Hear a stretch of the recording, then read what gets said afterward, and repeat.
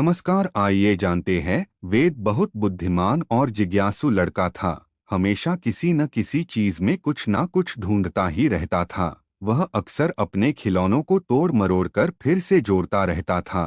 School में भी उसके कई अध्यापक उसकी इस जिज्ञासु स्वभाव से परेशान हो जाते थे। मिश्रा जी, जो कि साइंस के नए अध्यापक थे, अगर हमारे चैनल में नया है तो प्लीज लाइक, सब्सक्राइब और बेल आइकन प्रेस कर दो। उनको वेद जैसे विद्यार्थी बहुत पसंद थे। वह उसके सभी सवालों का जवाब देते। वेद उनसे भी कुछ ना कुछ नए सवाल पूछता ही रहता था।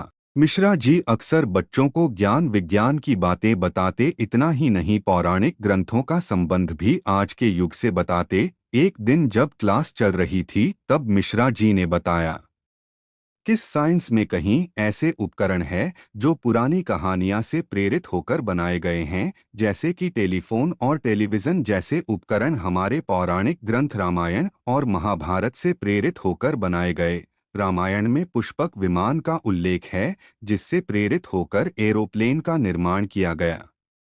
महाभारत में संजय द्वारा धृतराष्ट्र को युद्ध का सीधा वर्णन करने से प्रेरित होकर टेलीविज़न का निर्माण हुआ है। वेद मिश्रा जी की बात को बहुत ही ध्यान से सुन रहा था। उसके दिमाग में ये सारी बातें घर कर गई थी। रामायण महाभारत जैसे सीरियल में देवताओं का अचानक प्रकट होना और गायब होना, यह भी एक अनोखी बात है। अगर हम चाहे तो ऐसा कोई यंत्र बना सकते हैं जिससे कहीं भी कभी भी प्रकट हो सके और गायब हो। उसने यह बात अपने अध्यापक मिश्रा जी से कही, जिसकी बात सुनकर आश्चर्यचकित हो गए। विश्वासा था कि यह लड़का जरूर कुछ ना कुछ अनोखा करेगा। उस दिन के बाद से उसने तय कर लिया कि वह ऐसे ही किसी यंत्र का निर्माण करेगा, जिससे कभी भी कहीं भी अचानक प्रकट हो जाएगा और फिर गायब भी हो जाएगा। उस दिन के बाद वह अपने अध्यापक की सहायता से निर्माण करने की तैयारी में जुट गया, जिसकी कल्पना भी नहीं की जा सकती। आज से कुछ सदी पहले के लोगों ने टेलीविज़न, टेलीफोन और हवाई जहाज जैसे यंत्रों की कभी कल्पना भी नहीं की होगी। यही सोचकर वेद अपने कार्य में जुट गया।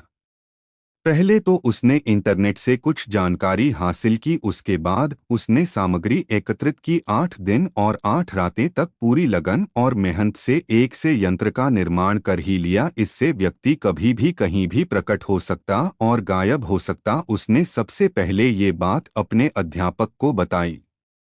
तब उसे पता चलता है कि उसके यंत्र में कुछ कमियां भी हैं।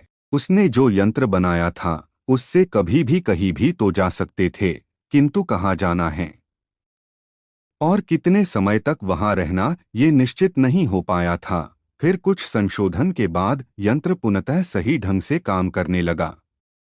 अगर हमारे चैनल में नया है तो प्लीज लाइक, सब्सक्राइब और बेल आइकन प्रेस कर दो। और उसने अपने इस यंत्र का नाम वेद यंत्र रखा। अब उसमें जगह और समय भी सेट कर सकते थे। वेद को उसके इस आविष्कार के लिए देश विदेश में कई पुरस्कार से सम्मानित किया गया। अब वह एक प्रसिद्ध वैज्ञानिक बन गया था। धन्यवाद।